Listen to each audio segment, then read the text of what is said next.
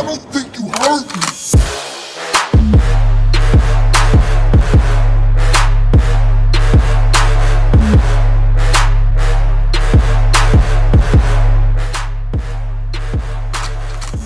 Yo, what's going on guys? Matrox Gaming here, and welcome to today's video, where today we're going to be doing a character analysis on Jiren the Grey from Dragon Ball Super. This is a character I've wanted to do an analysis on for a while, and now I finally have the chance to do it. This is probably going to be my first Dragon Ball character analysis video since Vegeta, and I'm actually excited to do this one, so without beating around the bush, let's go on ahead and get started. Now, the best way I can honestly say best describes this guy is that he's basically if Batman and Superman had a love child. Like, he has the personality that best describes Batman more, and with the power level that can be interpreted as something coming from Superman. Now, I have no idea if this is intentional or not, but before I continue on with them, this is impressive, alright? Jiren has seriously been hyped up as the mortal that even a god of destruction could not defeat, and for good reason, because Jiren seriously made Goku look like a novice in power alone. Now, this isn't the first time Goku as Super Saiyan Blue took a massive L, but Jiren made Goku in Super Saiyan Blue Kaioken times 20 look like the biggest pushover we've ever seen in Dragon Ball. That is unbelievable, because at the time, this was Goku at his absolute max, and even then Goku was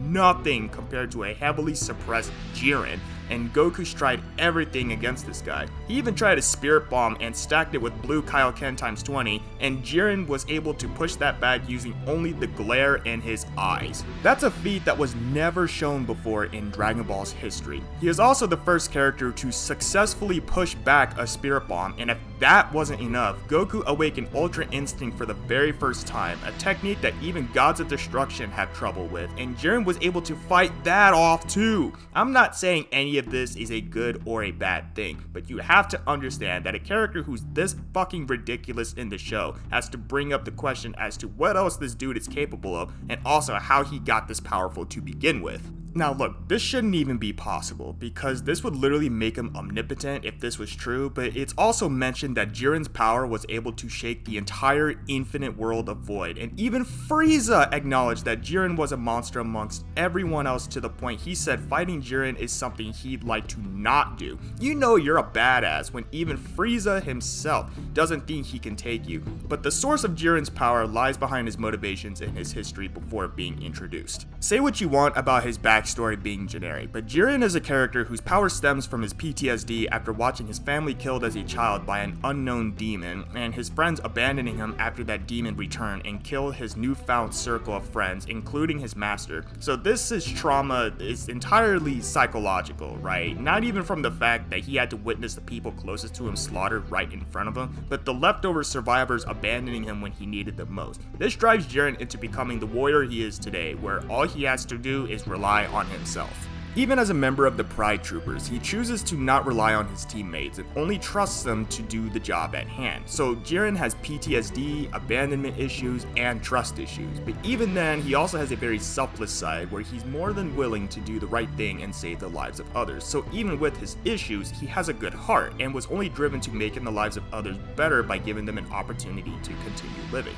And this could be the sole reason he stays employed with the Pride Troopers, despite his lack of trust for any of them. He also chooses to not kill any of the enemies he fights, no matter how evil they could possibly be, and as far as I'm concerned, it was never stated why, but I do have a couple of theories on what the possible reason could be. It could be because, like Goku, Jiren is very noble despite his cold exterior, and believes it's possible for even the most evil of characters to redeem themselves for the better. Or, he could psychologically think of himself as no better than a demon that slaughtered everyone he cared about in cold blood. And it's because of him being so modest and noble that he initially did not want to take part in the Tournament of Power, even if it meant that his universe losing would result in their own erasure, and he even responds to saying if that's the case, then that's just the fate of their universe, and still decided to not partake in the tournament that would mean erasing other universes just to preserve his own. I definitely believe witnessing the killer destroy his friends and family had a huge psychological effect on him that he likely established his own moral code, and simply chooses to not do something fully within his power simply because because he may automatically compare himself to the one who killed them all. He simply has the power to kill anyone he comes across and chooses not to do that simply because he believes it's something this demon would do, and instead decides to spare them. This demon is also a demon in Jiren's own psyche, it seems, in a very similar way to how Itachi was to Sasuke initially, where even though he could simply choose to not help someone, he does it because he would much rather see someone not end up like the way he did, and give them a chance to be happy. Another thing that's worth mentioning is he was willing to go back on his own morals after learning about the Super Dragon Balls. The sole reason he enters the Tournament of Power to begin with was because he had one wish in mind that he was willing to risk everything for. In the anime, it was never mentioned, but in the manga, he wanted the Super Dragon Balls for the sake of resurrecting his fallen master. It was said in the manga that Jiren was always a loner, and I believe it was also said he never did quite play well with others, so his master sent him to the Pride Troopers as a means of learning teamwork. And as we've already stated, Jiren became powerful all by himself, so this could be a means of showing his master how far he's come just relying on himself alone. And the fact that he doesn't participate in anything with his teammates aside from doing a job at hand would obviously have to suggest that he's a massive introvert, and has shown even more signs of this watching Goku during the Tournament of Power. Since introverts are more closed off from other people, this gives a fighter like Jiren the opportunity to study his opponent's movesets and mannerisms, and thus gives him an idea on the most efficient way to defeat them with its own strength and nothing more. His past and the aftermath of it is basically the thing that drives him to believe in his own form of justice using strength alone. But I think the most interesting part of Jiren's character is the fact that he's just like Goku. Both do what's right when it comes down to it, both refuse to kill their enemies, both are heroes that a lot of people on their teams rely heavily upon, and both love a good battle as a means of testing their own strength. Both also constantly strive to get stronger by any means, with the only real difference in their characters being their past and how their experiences influenced them to become the men that they are today.